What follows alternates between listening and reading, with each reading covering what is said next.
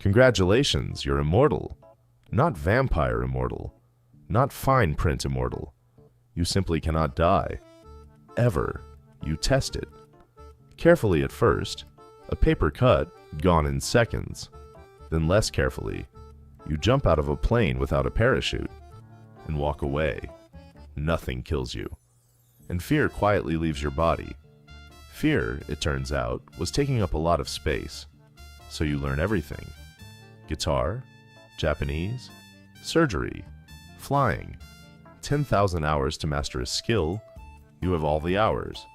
By your second century, you speak 12 languages and have had 30 careers. And money compounds. Time is the only thing investors can't buy. You have infinite. By year 150, you are quietly the richest being on the planet. You watch cities grow taller. You watch science catch fire. You are the only person on Earth who isn't running out of time. This is the good part. It lasts about 80 years. Because around year 60, people start to notice something. You don't age. Your face is exactly the same. At first, it's a compliment. What's your secret? You laugh it off. Then it's a question. Then a rumor. Then a problem. So you move. New city. New paperwork. New name. You will do this every 30 years. Forever.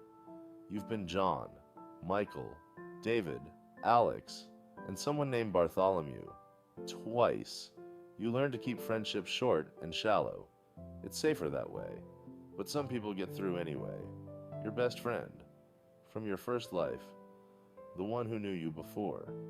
You watch his hair turn gray. His walk slow down. His stories start to repeat. He watches you stay 25. At his 81st birthday, he grips your hand and says, "Outlive them all, kid." He meant it as a blessing. It lands like a sentence. The funerals begin. Your parents first. That one is almost normal. People bury their parents, then your friends, one by one, then their children, who you also knew. By year 300, you have attended more than 400 funerals. You get good at them. You know where to stand, what to say. Eventually, you stop counting, and that scares you more than anything.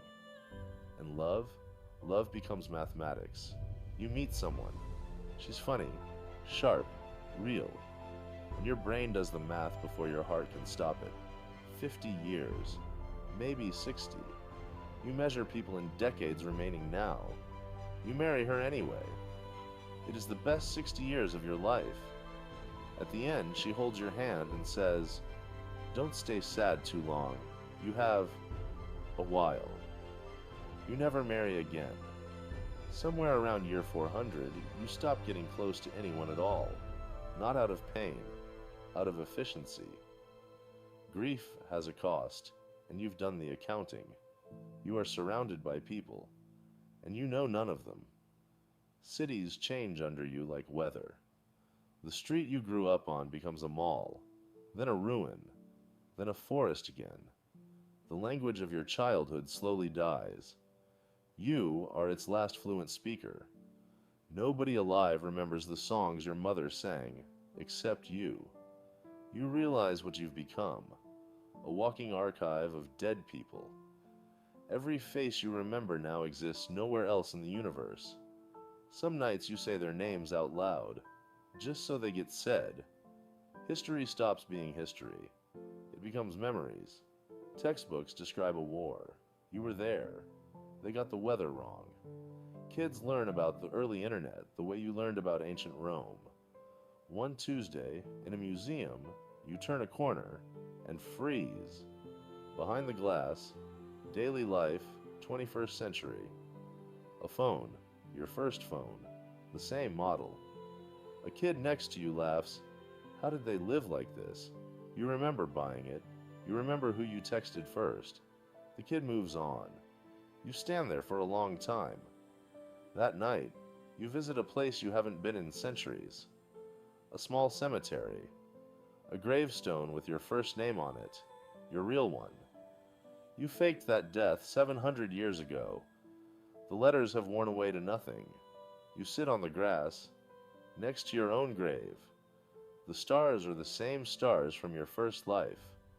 Everything under them has changed, except you. And that's the thing nobody tells you about immortality. Death was never the enemy of meaning. Death was the deadline that created it. A kiss matters because there's a last one.